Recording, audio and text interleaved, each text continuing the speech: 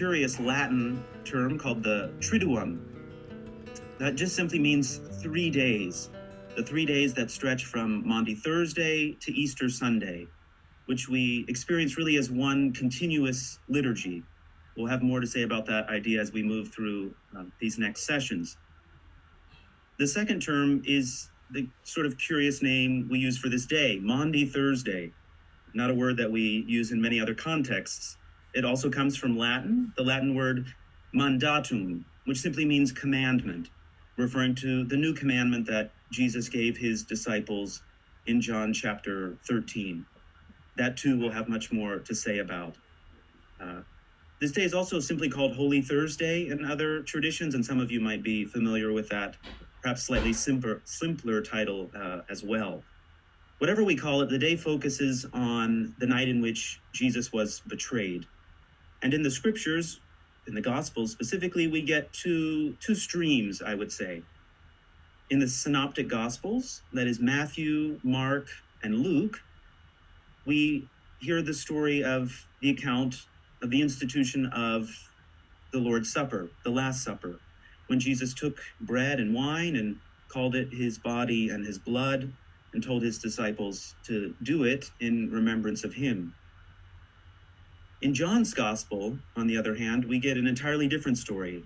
There's nothing of the Last Supper, but instead there's the account of the washing of the feet and the giving of the new commandment.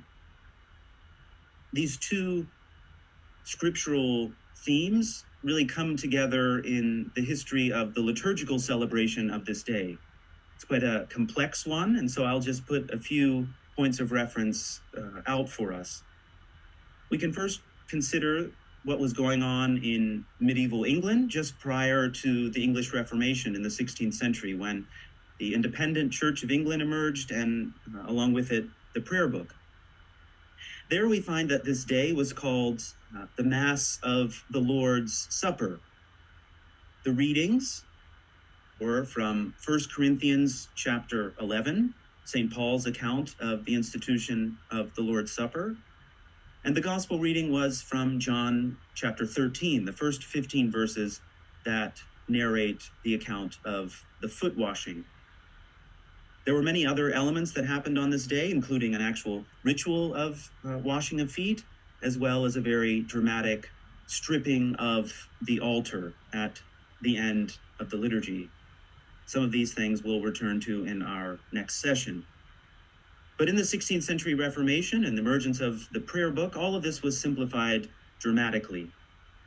In the first prayer books, there we find the same epistle reading from 1 Corinthians chapter 11, again, St. Paul's account of the institution of the Lord's Supper.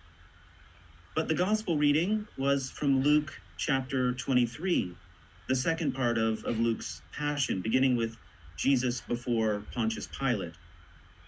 And the day was simply called the Thursday before Easter. This pattern continued for almost 400 years, until the 1928 prayer book in the United States, the one that preceded our current book. There, a prayer was introduced, the one that we still use for this day, that draws on themes of the Last Supper. And another gospel was introduced as an option. In addition to that Luke 23 reading, there was the option to read from John chapter 13, the narrative of the foot washing. There, I think we see the first signs of some change that would be much more thorough in the 1979 book. And it is to that liturgy that we will turn in our next session.